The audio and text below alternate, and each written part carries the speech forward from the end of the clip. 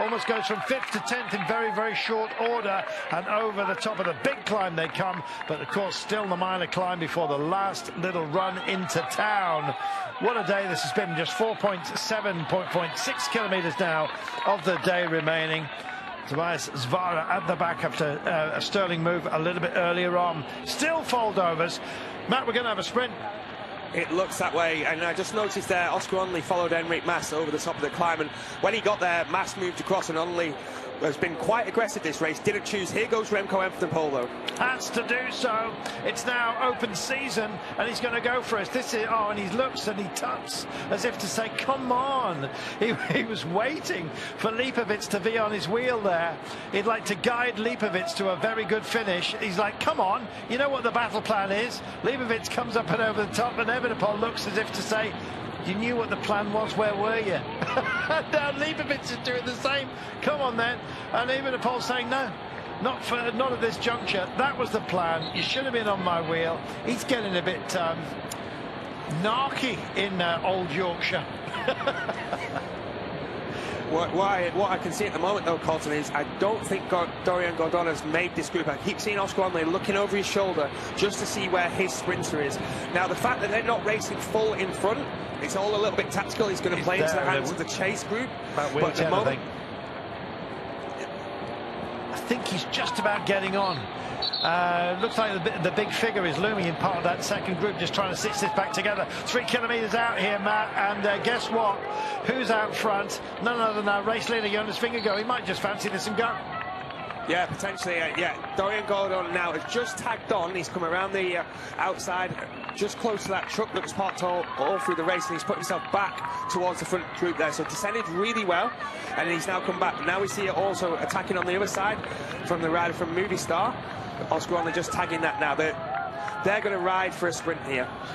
Well, it was clearly Remco Evenepoel had a duty, which was to go over the top with Lipovic on his wheel. He wasn't there. Got a bit upset that the battle plan, which had been clear on the truck, but clear on the truck is very different for clear downstairs, and it's now Lipovic that's actually doing the driving. Looking further back through this group.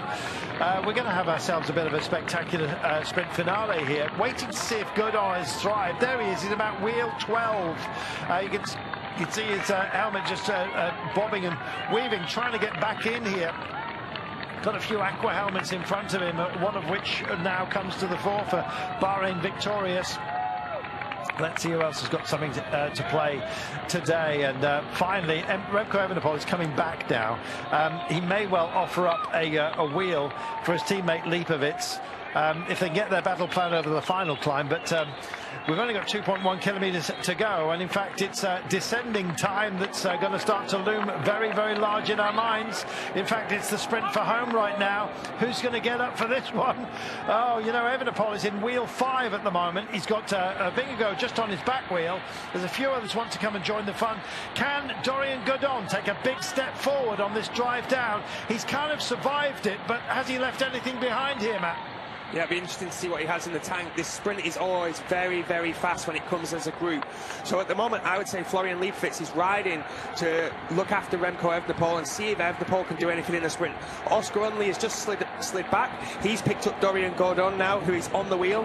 We see more riders from Red Bull Bora Hansgrohe trying to move forward here. So the GC riders now, they're inside the sprint zone. So if anything happens, they keep the same time on the general classification. So now we're looking for a sprint, and Red Bull Bora Hansgrohe bringing Remco Evenepoel to the front of the race, ready for this downhill sprint. They are, and this is going to have to be a very, very brave call by Remco Evenepoel. He's having a quick look-see up the inside, doesn't want to go for it just yet. Guess who's staying with him?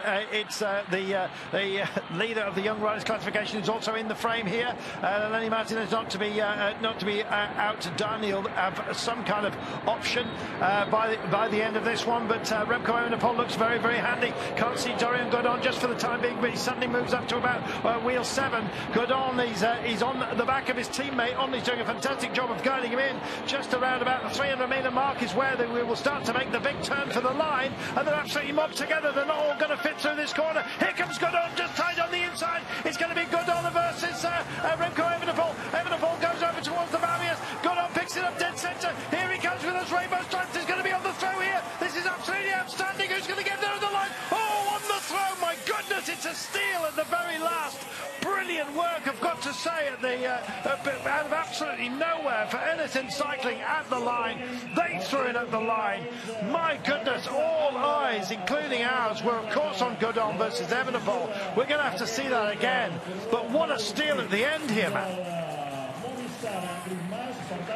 Goodness me.